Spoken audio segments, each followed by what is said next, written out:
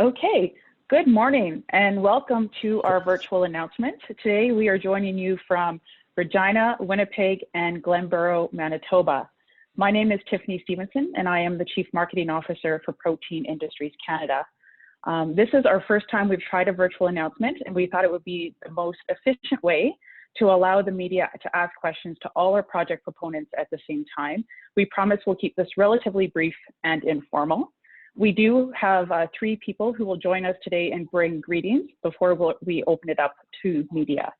So with us today, we have Bill Greuel, CEO of Protein Industries Canada, Dominic Bowman, Managing Director, Roquette in Canada, and Haley Jeffries, co-founder and CEO of Prairie Fava. The news release for today's announcement will be linked in the chat function if you don't have it yet. After each one of our speakers have made their comments, we will then take questions from the media. To do this, you simply raise your hand in your panel. It's probably either along the bottom of your screen or somewhere on the top if you're on a mobile device. Once you raise your hand, we will call on media one by one to ask their questions. You will be muted until you are called on. At that time, we will unmute you and you can talk to our panelists. And so with that, I will turn it over to Bill Greuel.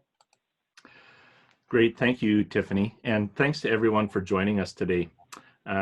As Tiffany mentioned, my name is Bill Greuel. I'm CEO of Protein Industries Canada.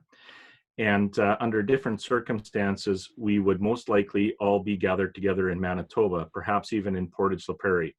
But today we're using technology to bring you this special announcement. Well, I've spent a lot of time on Zoom over the past 3 months. This is our first virtual media event, so fingers crossed it goes well and there's no technical issues. And I hope I'm not on mute speaking right now. You know, the impacts of COVID-19 have been far-reaching and on many industries, and Canada's agri-food sector has really demonstrated its resiliency. While many of our members experienced challenges throughout the pandemic, especially in its early days, ingredient and food processing companies have continued to serve Canadians. And I want to thank the dedicated people who work in our food processing and distribution industries for their dedication throughout this pandemic. I also want to thank my staff at Protein Industries Canada. Although they're not on the front lines, they've continued to work with our members to keep projects advancing. To date, Protein Industries Canada has announced 5 projects representing an investment of more than $70 million into Canada's plant protein ecosystem. And today I have the great pleasure of announcing our 6th project, and one that is most significant and far-reaching. Today I'm pleased to announce that Protein Industries Canada investment with Roquette and Prairie Fava. This is a $19.1 million investment, 9.6 from Protein Industries Canada, and a $9.6 million investment from our industry partners. And the project is truly Canadian. In addition to exploring new uses for both pea and fava, including utility of pea fava protein products, it will also invest into research to address unique challenges of processing on the prairies. Partially that means how to mitigate the effects of very cold weather. None of us want to admit it, but eventually winter is coming.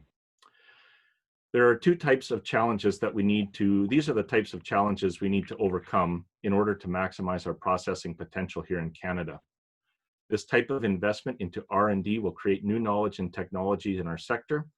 It will help generate new processes, improve efficiencies, and lead to new ingredients and products. And it's one way in which we will realize Canada's portion of the multi-billion-dollar global plant protein market. But it will take more than investment into R&D for Canada to realize its full potential. We also require a highly competitive business environment, and this will create one by helping build capacity in our sector. It means we have to have the right regulatory environment to support innovation. We have to expand access to markets, and we need to put the right people with the right skills in the right jobs. And this project does that. It brings together technology from a Canadian SME and applies it to large-scale projects and gain entrance into global markets. And over the course of this project, more than 11 academic institutions will be involved. These institutions will conduct research and deliver programming to help the next generation of workers. It builds on Canada's strength in pulse crop production and will help further our position as a global leader in plant protein. And it will bring benefit to Canadians through a stronger, more robust agri-food processing industry right here in Canada. I want to thank Roquette and Prairie Fava for their commitment, not only to this project, but for their commitment to the Canadian plant protein ecosystem.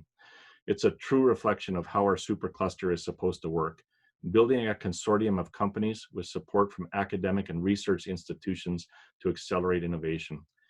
And I would be remiss not to thank Protein Industries Canada's team who worked so hard on this project, particularly our Chief Technology Officer, Chris Anderson, our Chief Financial Officer, Cassandra Quayle, and most importantly, Lisa Campbell, our Director of Programs and Regulatory, who worked hand in hand with the consortium through every step of this process. I would also like to thank the Government of Canada, specifically the Department of Innovation, Science and Economic Development, and the Honourable Navdeep Bains for his vision and support of the Innovation Supercluster Initiative.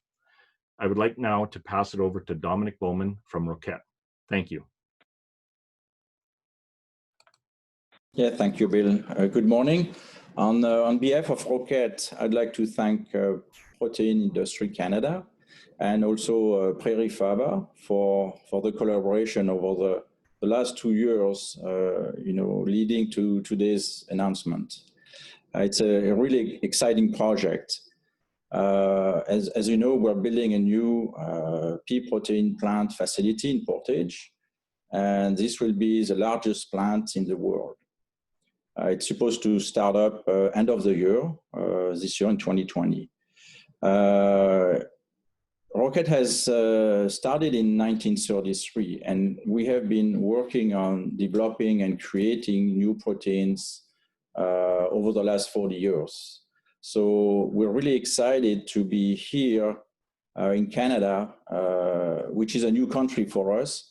And this is why the collaboration with PEAK and Prairie Fava is so important. It's a green field. We're building a new green field in a new country. So all the support from PEAK and the government agencies has been very, very valuable. Collaborating with Prairie Fava is really leading for the future of new plant-based protein. As I mentioned, we have been working on pea protein for a long time, and we are looking now at developing new proteins, and fava beans is one of the raw material which has a big potential for Roquette, for the world, but also Canada. This will allow us to create new ingredients and develop new solutions for what the consumers ask, actually.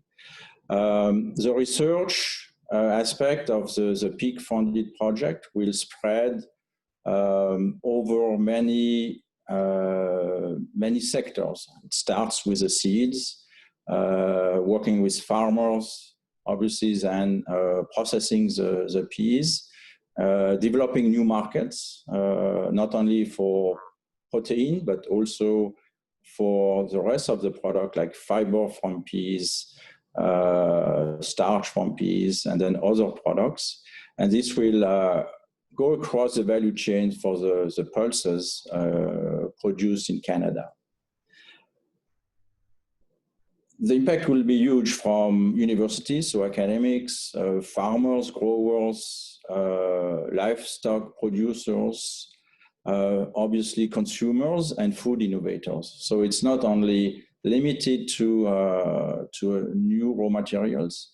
It's really exciting to see the supercluster touch so many sectors and so many people. So really excited to start this journey here with PEAK and Prairie Fava. And I'd like to thank you for the opportunity for today. Good, thank you. Haley, would you like to say a few words? Thank you. Hello, I'm Haley Jeffries, and I'm the co-founder and president of Prairie Fava. Prairie Fava is a Fava-focused company located in the heart of the Canadian prairies, Glenboro, Manitoba. The company was established by myself and my partner, Cale Jeffries. Fava beans are an exciting plant-based protein source for food companies and consumers. We are experiencing an increase of interest in fava, which are gluten-free, high-protein, rich in nutrients from an environmentally sustainable pulse crop. Currently, we supply whole fava ingredients from whole fava beans, split fava beans to fava flour. Fava beans are an exciting and emerging opportunity for Canadian agriculture. Fava production is a great example of the innovation that is happening on Western Canadian farms. Innovation that will directly benefit consumers and the changing environment that farmers are and will continue to face for the future. Protein Industry Canada funding will allow us to increase our splitting capacity, optimize processing parameters, and develop and commercialize products for consumers and the food industry. We are very appreciative of this funding and the opportunities that this partnership with Roquette and Protein Industry Canada provides. Thank you. Good. Thank you, everyone. We can now start accepting questions from the media. So if you have any questions you would like to ask to any of our panelists, please raise your hand and we will then call on you and unmute you so you may ask your question.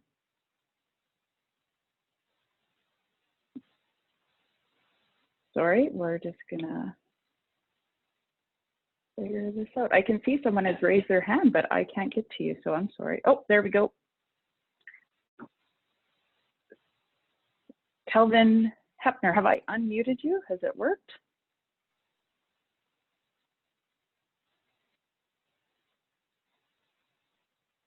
Jeff, can you unmute them, please? You can hear me now? I can hear you now. Yeah, Awesome. Thank you. Thank you, Tiffany. A question for Dominic. When it comes to Fava protein, can you fill us in on food categories or markets where you're seeing demand for Fava bean protein? It's really the food industry. It's same sectors as the pea protein, but it's a different amino acid profile, and there's a demand from the consumers to have alternative proteins from plants than soy and peas. So maybe Haley can say more.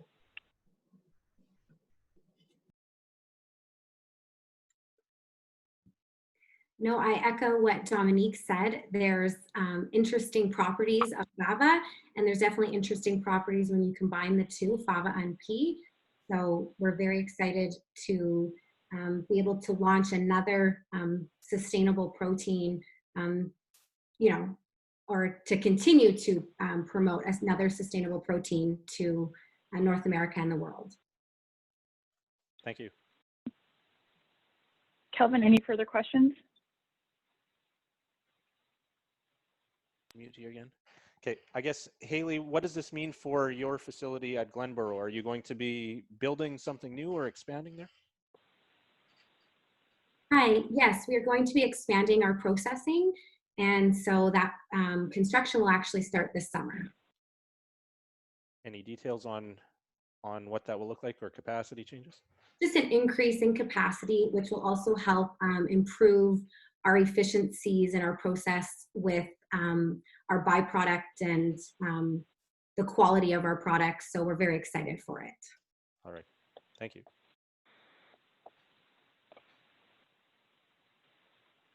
Okay, thank you. We'll now go to the next question from Geraldine Witchers. Sorry if I did not pronounce that right. Hi, my question is actually quite similar to Kelvin's. I want to ask Haley if she could elaborate a little bit on what her role will be in this project. Yes, what our role, or Prairie Fava, and my role as well as part of our team, will be to expand our dehulling and our splitting capacity and our efficiency, like mentioned, but also looking at ways that we can incorporate Fava and Fava ingredients while working with Roquettes and their proteins into innovative food products that we can launch to consumers and bring these great ingredients into products that can do very well in the consumer market, not only for a nutritional standpoint, but also be sourced from sustainable Canadian ingredients. So just to extend, yeah, go ahead, Dominic. I'm going to just expand a little bit. Roquette has what we call application labs, which are all across the world, which are helping our customers to develop recipes and find solutions to some of their problems. So what we'll do, we'll have our labs working with blends and helping Prairie Fava to develop new products and also new applications for our blend of pea protein with fava beans proteins using Roquette's network of application scientists. Good. Do you have any follow-up questions?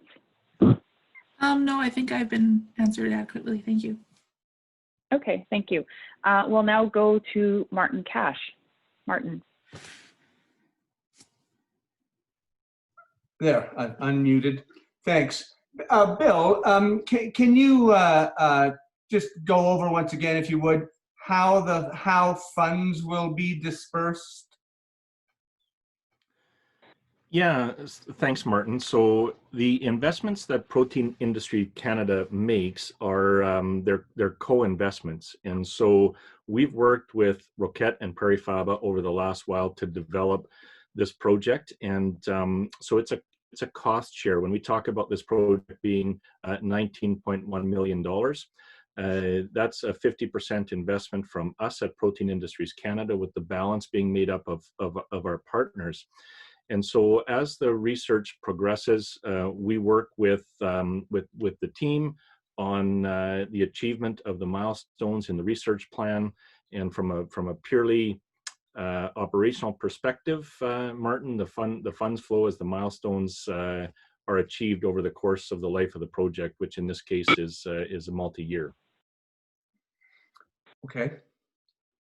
Could I also ask, Dominic, Roquette is producing and developing proteins of various kinds, it's satisfying, global demand.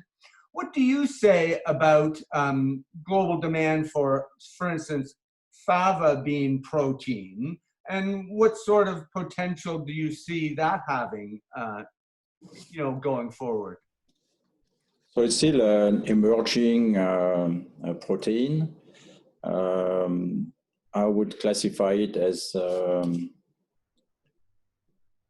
an additional plant-based protein. We're looking at also other proteins like, rice protein, oat proteins, mung bean proteins in Asia. So I think each protein, plant-based protein, has a different amino acid profile. Pea-based protein has a very nice profile, one of the best. But as Haley mentioned, blending proteins can bring the opportunity to achieve the optimum amino acid profile. So this is where we see the great opportunity of this partnership with Prairie Fava. Great. So it's still in its infancy, but pea protein was in its infancy 15 years ago, and it's really taking off. It takes a lot of time to develop, a lot of R&D, and this is where we are with the rest of the proteins from plants.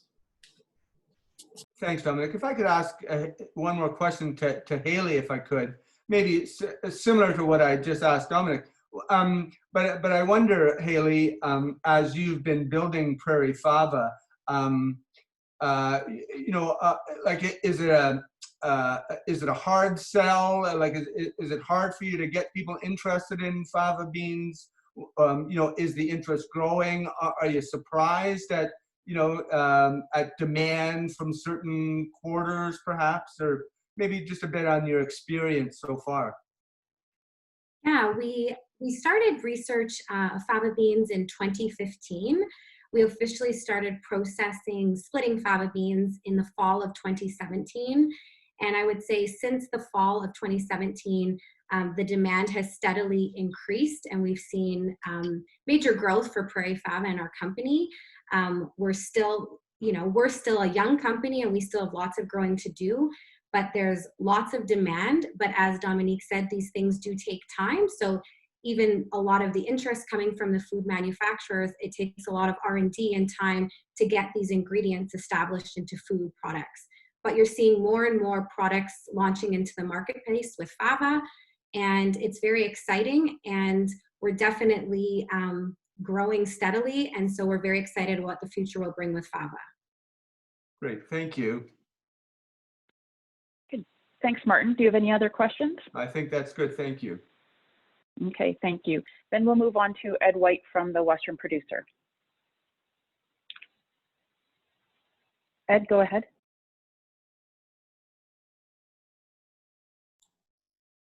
I think Ed is still muted. Am I unmuted? Can you hear me? Okay, good. This question is for either Dominique or Haley. And we've heard literally for decades that on the prairies for farmers, and it should be a great protein for consumers, but very little development ever seems to really get going. And so I'm wondering if you could sum up just what the roadblocks have been to this point and how this research and development will, I guess, address that and make it more of a commercial reality. Do you want me to start, Dominique?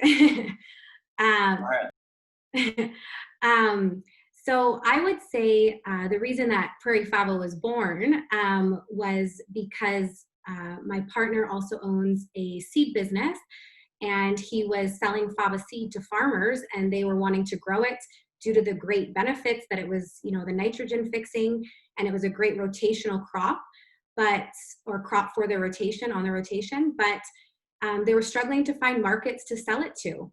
And so once we started looking into Fava and all the great benefits, and especially Fava checks all the boxes when it comes to consumer demands, is that we started, you know, figuring out how do we make more Fava present today. There's definitely, though, challenges on, you know, starting right from the seed. There's still more work that we need to do on the agronomic side and determining best growing regions, variety, disease and shorter seasons, consistent protein. So there's definitely a lot of work to do on agronomics, which that all leads to also, though, it kind of goes hand in hand with driving demand from the food industry. So you have to be, it's a good challenge to balance the farming and the agriculture side, but also the demand and the food industry.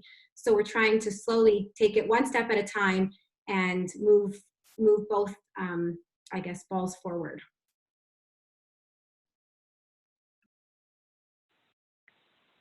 Thank you. Any more questions, Ed? No, that's good for me, thanks. Okay, thanks. We had one question come in over the chat. It's from Jen Scarrett at Bloomberg News, and it's directed at Dominic, though Haley may want to jump in as well. And it's, why do you think Fava is a big opportunity, and what kind of uses do you see it having in food ingredients? I'm going to let Haley answer. I answered, partially, the fact that looking at different proteins with different amino acid profile brings the opportunity to do blends and reach a more complete amino acid profile. And the consumer is also looking for, alternative solutions to peas. So for me, this is the major driver for the development of Fava beans.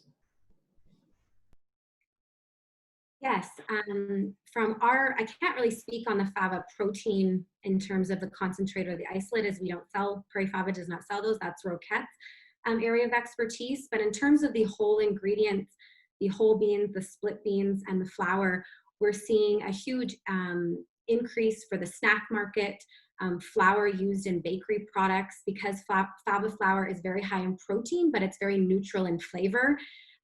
It's a great flour to blend in with other flours to get that gluten-free yet high protein functionality for your everyday recipes. We're also seeing our splits. We did just recently a research project with Fava splits and blended meats, and that was very interesting, and we had great results. And So we're definitely seeing it in a variety of different categories, but it's very exciting that there is that interest, and Fava does perform, from what we see, very well and competitive compared to its competitive pulse or plant-based competitors. Good, thank you. I will do one last call for questions. Right now we don't have any in the queue, but if there's any media who has a follow-up question or hasn't yet asked a question, we have a couple more. Kelvin, go ahead, we'll unmute you now.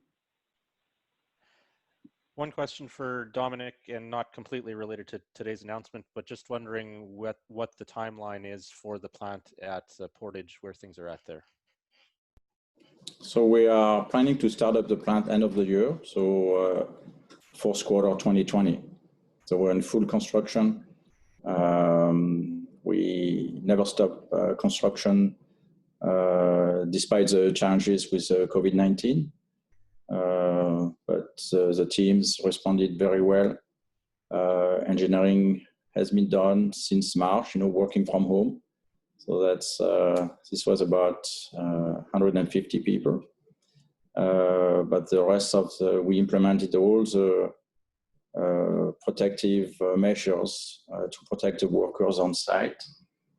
It has been a challenge, but we were able to continue the construction. So the end of this year? End of 2020, yeah, we'll start the plant. Yeah. Okay, thank you. Good. Thanks, Kelvin. We will move to Rod Nickel now, please.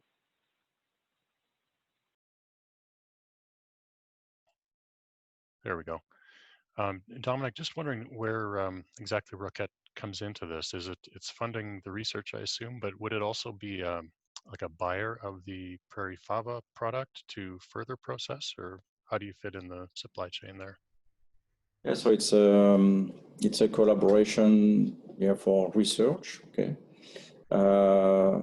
Yes, we would. There is some potential to buy the protein or the flour made by Prairie Fava, and then further process this flour. So that's what the partnership with we are envisioning. Okay, and just to follow up, is it? I know this is a niche crop, but is it possible to speak somewhat globally about it in terms of how demand and supply have grown over the last few years? Which countries are currently the biggest producers of this?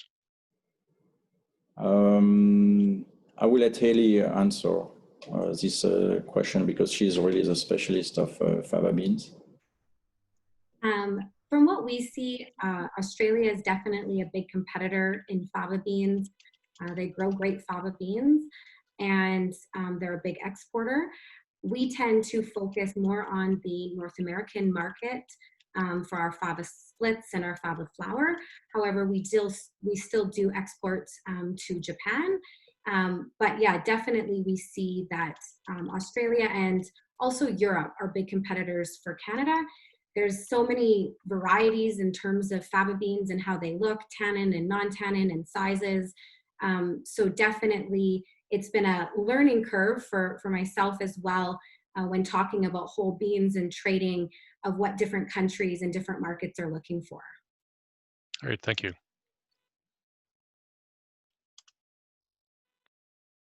Good, thank you. We will now, Martin Cash, move on to you, Martin. Thanks. Dominique, could you talk a little bit or say, has the demand profile for pea protein, the way that Roquette is looking at the market now, has it changed at all through the COVID-19 kind of pandemic? I don't know if that's disrupted, any of the, the sort of marketing and demand kind of scenarios you have. No, so far the demand has been very strong. So the consumers and our customers are responding well. Now, it's everybody's guess what will be the future. with COVID-19, but there is a strong demand of plant-based protein across the world, and pea protein is part of it. And so far, so good. The demand is really high. Thanks. Okay, thank you, everyone. At this time, we have no more questions from the media. So assuming there are no more coming in, we will thank everyone for attending. If any of the media do require any more information or would like follow-up interviews, please do not hesitate to reach out. But with that, we will say thank you to all our participants and thank you to everyone for attending, and have a good rest of your day. Thank you. Thank you so much. Bye-bye. Bye.